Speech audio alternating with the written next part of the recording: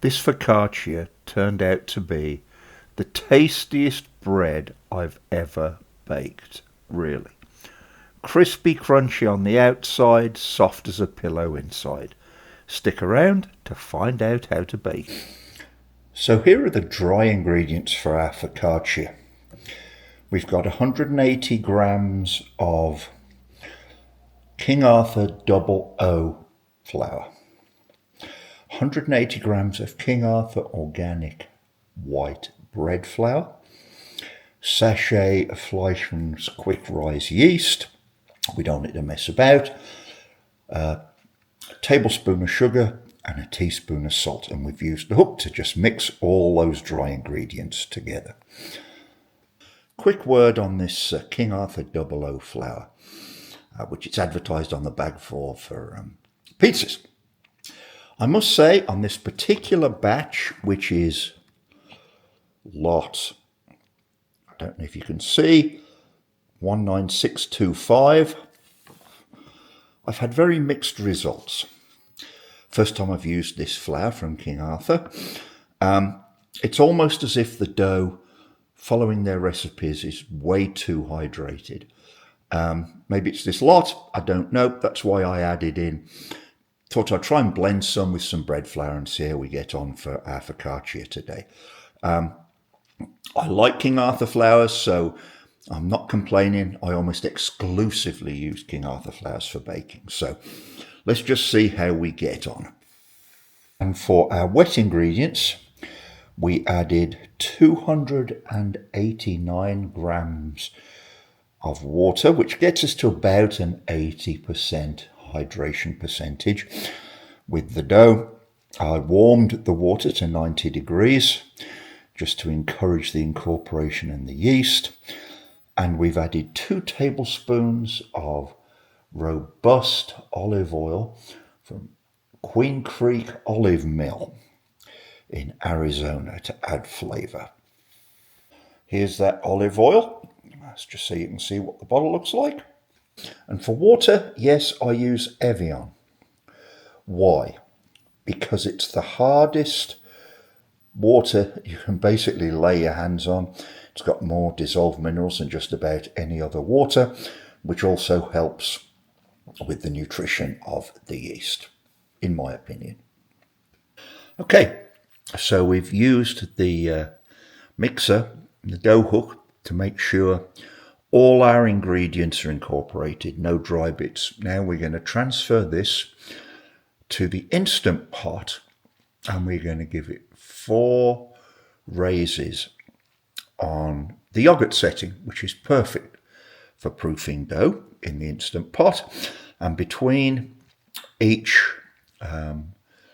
raise, we'll give it a good series of folds. I'll show you what that looks like when we get to it.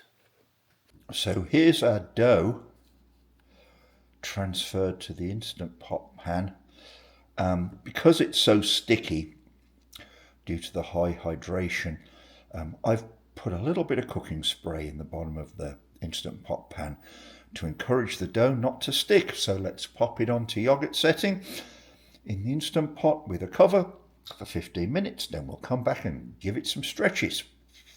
Okay, so time for our first few folds. Wet our hands, this dough's really sticky. Just get it off the bottom of the Instant Pot here. You pick it up and pull. Pick it up and pull, and it's still sticky to the hand. This is why I don't like working with doughs that are this hydrated. Let's let it get real stretchy. This stuff's still as sticky as all get out. This is our last rise, the Instant Pot. So this is our final fold here. Still having to wet our hands a lot. Get this off the bottom of the bowl. Round the clock we go. Pull, drop, wet.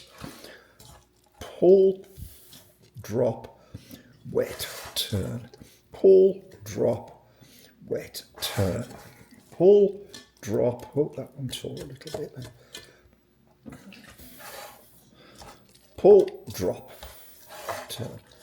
Pull, drop.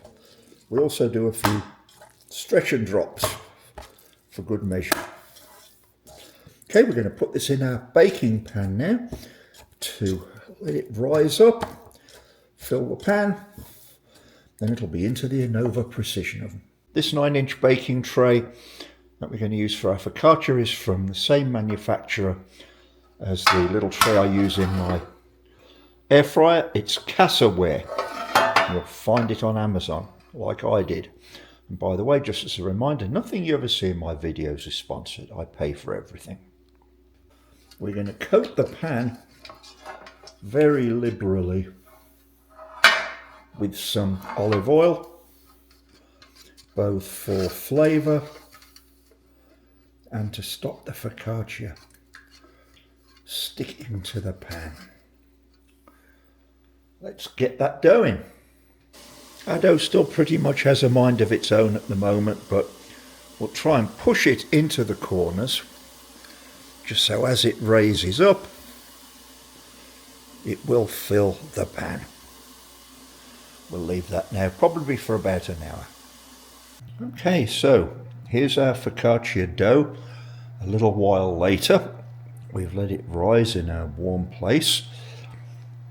I've spooned probably 2 to 3 tablespoons of the robust olive oil over the top of it, a sprinkling of chopped rosemary from the garden, and about 3/8 of a teaspoon of coarse sea salt. I don't want this to be too salty. I've made that mistake with focaccias before. So hopefully this will add just a touch of flavour without being too salty. Same thing, didn't go overboard with the rosemary. It's fresh, it's a very pungent herb. We want to enjoy the taste of the focaccia and not just have rosemary flavoured focaccia. The Anova Precision Oven's heating up to 450. I'll really crank the steam up just as we're coming up to temperature. And this pan will sit on my baking steel, so we'll have a good bit of heat underneath, and on top, hopefully, we'll get a nice crust all over.